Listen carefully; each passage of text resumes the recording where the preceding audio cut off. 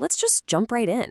Every September, Apple shakes up its lineup. And this time, they've officially discontinued the iPhone 16 Pro, which is crazy because a lot of people consider that device to be nearly perfect. But in its place, we get the shiny new 17 Pro. And that leaves anyone in the market for a phone in a kind of tricky spot. Do you hunt down a discounted 16 Pro, or does this brand new 17 Pro actually deserve your hard-earned money? To answer that, we're doing things a little differently for this explainer. Look, we are tossing aside the dry, boring spec sheets today. Instead, we're focusing strictly on what tangibly changes your daily habits. We want to know how this phone actually feels in your hand, how it captures your memories, and how it survives a long, heavy day of use. Because when you're dropping over $1,000, you need to know exactly what you're getting into, right?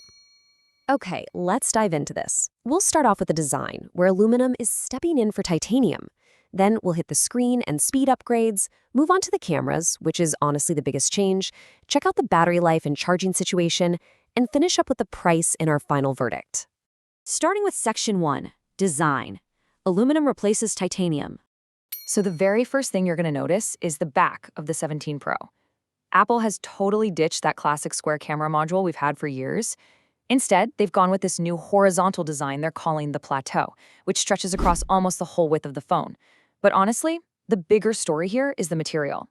Think about it. For 2 years, Apple heavily marketed the premium aerospace-grade feel of titanium. Well, plot twist, they've pivoted right back to an aluminum frame. Kind of ironic, right? But it's actually super strategic. See, aluminum conducts heat much more efficiently than titanium. By pairing this aluminum frame with a brand new internal vapor chamber cooling system, Apple is finally fixing that annoying heat throttling issue. Now, because of the switch back to aluminum and that heavy-duty cooling system, the 17 Pro is slightly heavier. We're talking 204 to 206 grams, up from the 16 Pro's 199 grams. It's a tiny difference on paper, but if you absolutely loved that featherweight titanium feel, you're for sure going to notice the change in your pocket. The screen is getting a nice bump to Ceramic Shield 2, which gives you way better scratch resistance. But I do have some mildly disappointing news for the minimalist out there. Actually, scratch that. It's a huge bummer for some. Apple completely ditched the black color option for the 17 Pro. The whole shebang is gone. You're choosing between silver, cosmic orange, and deep blue this year. So if you love that stealthy, dark look, you're kind of out of luck. Moving on to Section 2, Screen and Speed Upgrades. The good news for anyone who loves the current form factor is that both phones share the exact same 6.3-inch OLED size and that incredibly buttery 120Hz ProMotion tech. Now, what's really interesting about this slide is this single massive number, 3,000. That is the new peak outdoor brightness limit in nits for the 17 Pro. To put that into perspective, the 16 Pro maxed out at 2,000 nits in direct sunlight. Guys, this is a staggering 50% jump. And this isn't just a spec for the sake of specs. This means when you're sitting on the beach on a blazing summer day or trying to read a Mac while walking down a sunny street, you will literally be able to read your screen clearly. No more squinting or awkwardly trying to shade your phone with your hand. But let's look at the engine powering that screen. The 16 Pro uses the A18 Pro chip with 8 gigs of RAM. The 17 Pro steps it up to the A19 Pro chip, built on a ridiculously tiny 3nm process and bumps the RAM up to 12 gigs. So what does this actually mean for you? 2 words: Apple Intelligence. All those heavy on-device machine learning tasks like summarizing your emails or generating images on the fly, they need memory to run smoothly. That extra 4 gigs of RAM is absolutely crucial. And remember that vapor chamber we talked about earlier? Notice the thermal behavior. Instead of the phone getting scorching hot and slowing down when you're gaming or shooting 4K video, the 17 Pro sustains its peak performance for way longer. It stays cool under pressure. All right, Section 3, Cameras, the biggest change.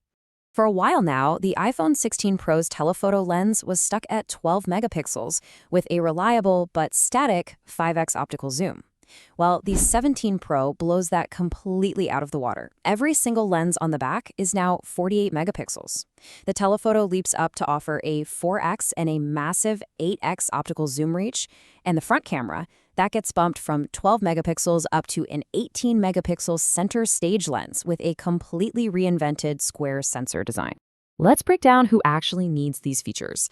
If you're a wildlife or sports photographer, or honestly just a parent trying to get a clear shot of your kid from the nosebleed section, that 8x optical zoom is a total game changer. It's literally the longest optical reach Apple has ever done. For the vloggers tuning in, that square sensor on the front camera is brilliant. It lets you take wider group selfies without having to awkwardly rotate your phone into landscape mode. The software just crops dynamically from the square. And for creators, the new dual capture mode is phenomenal. You can record from the front and back cameras at the exact same time. Think about recording a concert while simultaneously capturing your own reaction in one seamless take. No way you could do that smoothly before. Let's jump to section 4, battery life and charging. So it's a super common fear that a brighter screen and a faster processor automatically mean your battery is going to be dead by lunchtime.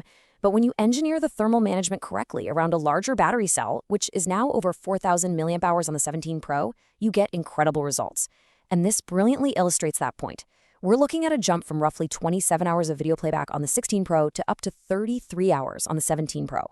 In real-world, mixed daily use, independent tests show this equals about an hour of extra active screen time before you desperately need to find an outlet. But hey, when you do finally need that outlet, the 17 Pro respects your time just a little bit more. The 16 Pro could get you to a 50% charge in about 30 minutes, but thanks to the new PD 3.2 charging standard on the 17 Pro, that time is sliced down to just 20 minutes. If you are someone who gets severe battery anxiety on a busy day of traveling or heavy camera use, shaving 10 minutes off that charging time is a massive, real-world quality of life upgrade. Finally, section 5, price and our final verdict. Let's talk about the money. At first glance, you might think the 17 Pro is just flat out more expensive. The 16 Pro launched at $999, while the 17 Pro starts at $1,099. But look closely at the storage capacity here. Apple entirely dropped the 128GB base model. That $1,099 gets you 256GB right out of the gate. So on a per gigabyte basis, it's actually the exact same value as last year. It's basically a lateral financial move. They're just forcing you into a higher minimum storage tier. So the crucial point is figuring out exactly where you fit in. You should absolutely buy the 17 Pro if you're coming from an iPhone 14 Pro or older. The 2 or 3 years of cumulative updates will make this feel like a massive, substantial leap. You also want this phone if you heavily rely on your camera and that 8x optical zoom is calling your name, or if you practically live outdoors and need that blinding 3000 nit screen. And of course, if you're a power user gaming for hours or running heavy AI tasks, the thermal stability of that aluminum frame and vapor chamber is exactly what you need. But let's flip it around for a second. If you currently have an iPhone 15 Pro or the 16 Pro, you should probably just hold on to it. The year-over-year gap is real, for sure, but it isn't completely transformative. Also, consider sticking with the 16 Pro if you really love the lighter weight and the premium, cooler feel of the titanium frame. And here is a really big one. If you're budget conscious and mostly just text and browse social media all day, hunting down a refurbished 16 Pro is an incredibly smart move. It is a highly refined, super capable device that won't empty your wallet for processing power you're never actually going to use. And that brings us to the end of our explainer. I want to leave you with a final thought to mull over. When you buy a smartphone today, are you paying for specs you'll actually use, or just the comfort of having the newest thing on the market? The 17 Pro is undoubtedly a better, more future-proof phone, but the 16 Pro remains an absolute powerhouse in its own right. Take a hard look at your daily habits and let that be your ultimate deciding factor. Thank you so much for joining me today, and as always, keep learning.